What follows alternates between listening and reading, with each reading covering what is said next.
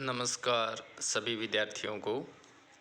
राजस्थान के इतिहास में आज हम पढ़ रहे हैं अंग्रेज़ों के साथ राजपूत राज्यों की 1818 की जो संधियां हुई, उन संधियों के किन किन राज्यों के साथ वो संधियां हुई। ये भाग 2 है। पहले वाले भाग में आप लोगों ने देखा था कि वो कौन सी परिस्थितियां जिम्मेदार थी जिनके मद्देनज़र राजपूत राज्यों को अंग्रेज़ों के साथ संधियां करने के लिए मजबूर होना पड़ा। इस भाग के अंदर हम मुख्यतः देखेंगे कि राजपूताना के 3 राज्यों विशेषकर कोटा, जोधपुर और उदयपुर, जो कि हमारे सिलेबस का हिस्सा है, इन राज्यों ने अंग्रेज़ों के साथ संधियां कब की और उन संधियों की मुख्य मुख्य धाराएं क्या थी, वो हम इस वीडियो के अंदर देखने जा रहे हैं। तो चलिए सबसे पहले बात करते हैं कोटा राज्य की। कोटा राज्य राजपूताना के राज्यों में ऐसा पहला राज्य था जिसने अंग्रेज़ों के साथ 1818 ईस्वी की ये संधि की थी।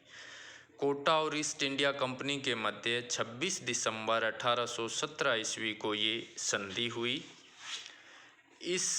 ये संधि अपने आप में इसलिए महत्वपूर्ण है कि ये ही संधि आगे आने वाले समय में अन्य राजस्थानी राज्यों के साथ की जाने वाली संधियों का आधार बनी थी। अभी तक कोटा के ऊपर सिंधिया जैसे मराठा सरदारों का नियंत्रण था, लेकिन 1817-18 के अंदर जो तृतीय मराठा युद्ध लड़ा गया, उसमें लगभग सारे मराठे सरदार हैं वो अंग्रेज़ों से हार गए। अतः मेटकोफ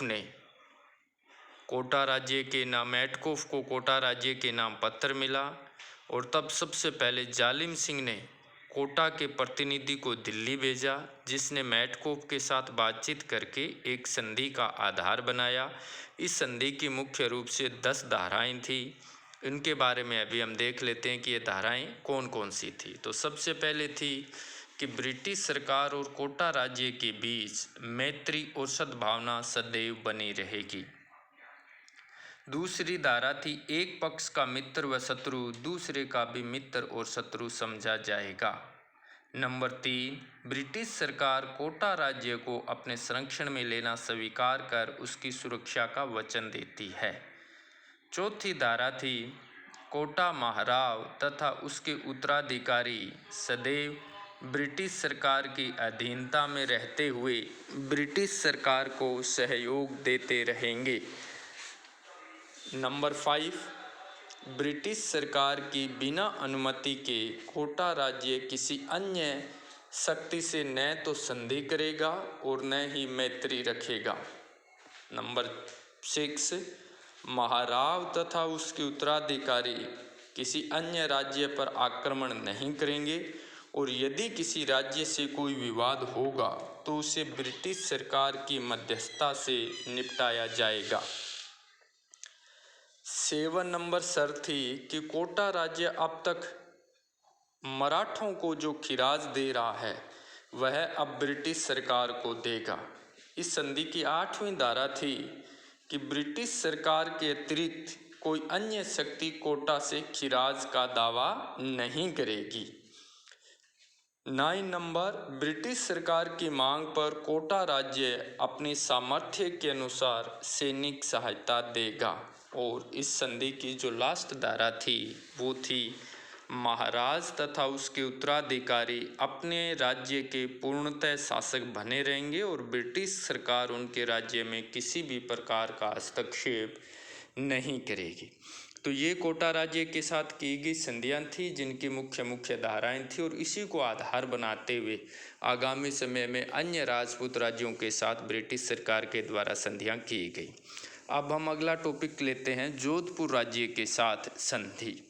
तो कोटा राज्य के बाद 6 जनवरी 1818 ईस्वी को कोटा कंपनी सरकार और जोधपुर राज्य के बीच संधि हुई। संधि पर गवर्नर जनरल की ओर से चार्ल्स मेटकोफ ने तथा जोधपुर के महाराजा मान सिंह की ओर से युवराज छतर सिंह, व्यास विशनराम और व्यास अभयराम ने हस्ताक्षर किए। इस संधि की जो शर्तें थी वो निम्नलिखित थी अंग्रेज सरकार और महाराजा मानसिंह एवं उसके उत्तराधिकारियों के बीच मैत्री, सहयोग और सम्मान पीढ़ी दर पीढ़ी बना रहेगा। अंग्रेज सरकार जोधपुर राज्य की सुरक्षा का दायित्व अपने ऊपर लेती है। महाराजा मानसिंह और उसके उत्तराधिकारी अंग्रेज सरकार की सर्वोच्चता स्वीकार करते हुए उसके अधीन रहते हुए उसके साथ सहयोग करेंगे। चौथी शर्त थी कि अंग्रेज सरकार की अनुमति के बिना जोधपुर महाराजा किसी राजा अथवा राज्य के साथ कोई समझौता नहीं करेगा। हाँ, उसके जो अपने रिश्तेदार, दोस्त, मित्र है उनके साथ है वो पूर्वतः पत्र व्यवहार है वो चलता रहेगा। 5 नंबर थी कि जोधपुर महाराज और उसके उत्तराधिकारी किसी अन्य राज्य पर आक्रमण नहीं करेंगे और विवाद की स्थिति में कंपनी की मध्यस्थता से निर्णय लिया जाएगा। 6 नंबर है, जोधपुर राज्य अब तक जितना खिराज सिंधिया को देता था वह खिराज अंग्रेज सरकार को दिया जाएगा। 7 नंबर जो धारा थी कि सिंधिया अथवा किसी अन्य शक्ति के द्वारा जोधपुर से खिराज का अगर दावा किया जाता है तो उसका माकूल जवाब अंग्रेज सरकार द्वारा दिया जाएगा। 8 नंबर जो इसमें धारा थी कि अंग्रेज सरकार की मांग पर जोधपुर राज्य 1500 सवार अंग्रेज सरकार की सेवा में भेजेगा और आवश्यकता पड़ने पर राज्य की आंतरिक सुरक्षा के लिए आवश्यक सेना को छोड़कर राज्य की संपूर्ण सेना अंग्रेज सरकार की सेवा में भेज दी जाएगी। अंतिम जो धारा थी कि जोधपुर महाराजा और उसके उत्तराधिकारी अपने राज्य के पूर्ण स्वामी बने रहेंगे तथा अंग्रेज सरकार उनके राज्य में किसी प्रकार का हस्तक्षेप नहीं करेगी। तो ये लगभग वैसी धारा थी जो कोटा राज्य के साथ की गई थी, क्योंकि कोटा राज्य के साथ की गई संधियों की धारा ही लगभग अन्य राजपूत राज्यों के साथ की गई धाराओं संधियों का आधार बनी। फिर भी इनमें थोड़ा बहुत बदलाव हमें देखने को मिलता है। इसके बाद कंपनी के द्वारा उदयपुर राज्य के साथ संधि की गई। 13 जनवरी 1818 ईस्वी को उदयपुर राज्य और कंपनी सरकार के बीच ये संधि संपन्न हुई। इस संधि पर कंपनी की ओर से चार्ल्स मैटकॉफ ने तथा महाराणा की ओर से ठाकुर अजीत सिंह ने इस पर हस्ताक्षर किए थे और इस संधि की शर्तें निम्नलिखित थी। नंबर 1, दोनों पक्षों के बीच मैत्री, सहयोग और हितों की एकता पीढ़ी दर पीढ़ी बनी रहेगी तथा एक के मित्र और शत्रु दोनों के मित्र और शत्रु बने रहेंगे या माने जाएंगे। अंग्रेज सरकार उदयपुर राज्य और उसके क्षेत्र की सुरक्षा का दायित्व अपने ऊपर लेती है।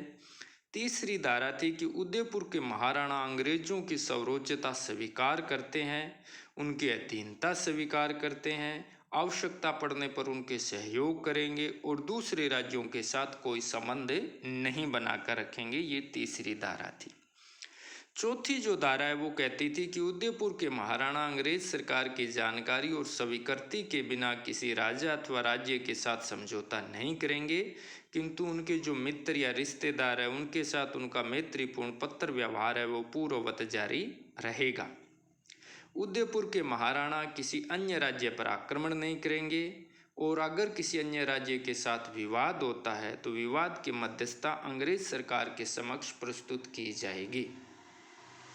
6 नंबर है कि प्रथम 5 वर्ष तक यानी पहले 5 साल तक राज्य की आय का 1/4 भाग और उसके बाद आय का 3/8 भाग अंग्रेज सरकार को खिराज के रूप में उदयपुर राज्य के द्वारा दिया जाएगा। 7वीं जो धारा है वो कहती थी कि महाराणा कहते हैं कि उदयपुर के बहुत सारे क्षेत्रों पर दूसरों ने अन्यायपूर्ण ढंग से अधिकार कर लिया है।